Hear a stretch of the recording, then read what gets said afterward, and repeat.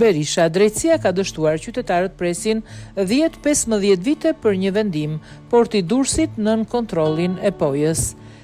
Kreu i Partisë Demokratike Sali Berisha ka kritikuar ashpër sistemin e drejtësisë në Shqipëri, duke cilësuar atë të dështuar dhe të paaft për t'u siguruar qytetarëve një proces të drejtë dhe ligjor. Në një takim me Sipërmarrës, ai tha se vonesat në gjykata po rriten dhe gjyqtarët duhet të presin deri në 15 vite për një zgjidhje.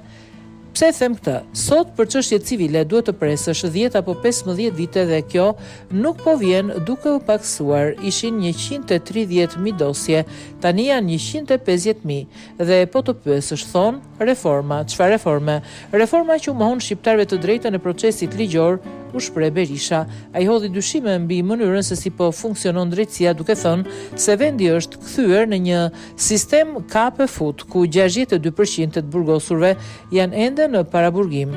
Jemi bërë vend kape fut sepse nuk ka gjykatës për të shqyrtuar çështjet, nuk ka prokuror për të ndjekur dosjet, tha Berisha.